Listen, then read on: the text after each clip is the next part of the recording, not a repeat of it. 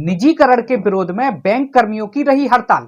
केंद्र सरकार द्वारा फायदे में चल रहे सरकारी बैंकों के निजीकरण के लिए लाए गए बिल के विरोध में संपूर्ण देश में बैंकर्स लामबंद होकर हड़ताल पर रहे, जिसका असर ललितपुर जनपद में भी देखने को मिला। यहां सभी सरकारी बैंकों के कर्मचारी एकजुट होकर हड़ताल पर रहे हैं।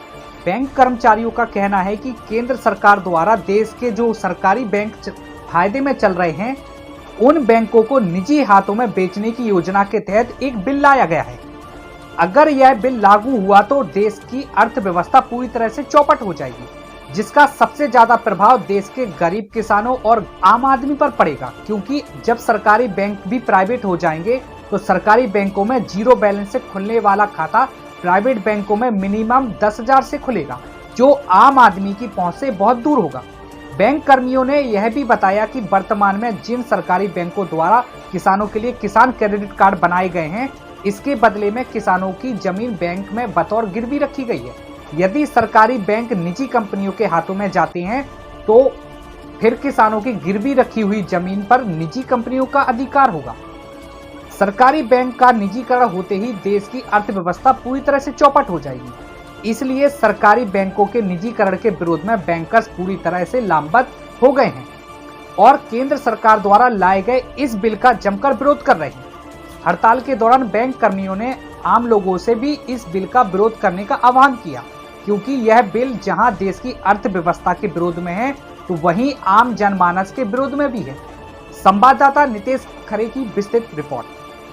सबसे पहली बात तो ये जो बैंकों को निजीकरण किया जा रहा है, इसकी पॉलिसी का बिल्कुल विपरीत है। अभी एक विधेयक उन्होंने लाया है कि बैंकों को धीरे धीरे करके जो खासतौर से प्रॉफिट में चल रहे हैं उनको धीरे धीरे करके पूंजीपतियों को बेच दो, फिर तुम पूरी तरह से देश को बर्बाद कर दो।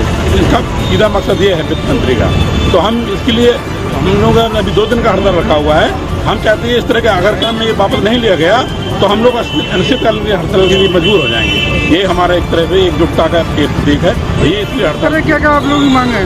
देखिए, हम लोग आज सारे लोग यहाँ पर जो निजीकरण की बात चल रही है उसके विरोध में इकट्ठे हुए हैं, क्योंकि केंद्र सरकार की नीति है कि वो सारी प्रॉफिट वाली सरकारी संस्थाओं को बेच रही है कि करके। उसी क्रम में बैंकों को उन्होंने क्रम में ले लिया है। कुछ बैंक बेच दिए गए हैं और कुछ उनके उसमें करार में की वो भी वित्त मंत्री जी ने घोषणा की थी पिछले बजट में कि बाकी जो और बैंक हैं उनको बेचा जाएगा। सरकारी बैंक शामिल हैं और ये हमारी राष्ट्रीय हड़ताल है और सभी बैंकों की यूनिट में भाग ले रही है। हमारा आप मीडिया बनाने के लिए निवेदन है कि हमारी जो बात है आप जनता तक पहुँचाएँ, क्योंकि ये निजीकरण के खिलाफ हमारी हड़ताल है और निजीकरण का जो दुष्प्रभाव है हम बैंक कर्मी इससे ज़्यादा आम जनता पर पड़ने वाला है। क्योंकि मैं एक बात कहना चाहता हूँ, मैं केवल आपके माध्यम से जनता से केवल भारत देश की जनता से एक 3 सवाल करूँगा, उनका जवाब वो अपने आप में देख लें। सबसे पहला सवाल जनता से है कि क्या वो अपनी बड़ी पूंजी को 1 करोड़ या 50 लाख उससे बड़ी पूंजी को सरकारी बैंक में रखना चाहेंगे कि प्राइवेट बैंक में? नंबर 2 सवाल, क्या उनके बच्चे जो आज तैयारी कर रहे हैं, नौकरी के लिए भाग रहे हैं, क्या वो अपने बच्चों को सरकारी बैंक में ऑफिसर बनाएंगे, एम्प्लॉय देंगे या प्राइवेट बैंक में जाना पसंद करेंगे? और तीसरा सवाल, वो अपने लड़की के लिए कौन सा समाज चुनेंगे, सरकारी बैंक में एम्प्लॉय होगा कि प्राइवेट बैंक में एम्प्लॉय होगा? सवाल आप बड़ी जनता से सर्वे कराया गया था। मैं ऐसी बात नहीं कर रहा हूँ, सर्वे कराया गया था। 0 सवाल 80% जनता ने सरकारी बैंक को चुना। जो सरकारी लोगों की डिमांड है कि सरकार बैंक को बेच क्यों रही है, प्राइवेट में क्यों जा रही है? प्राइवेट का खामियाजा आम जनता को भुगतना पड़ेगा, उनको हर तरह से कीमत चुकानी पड़ेगी। इसका एक बहुत छोटा सा एग्जाम्पल है।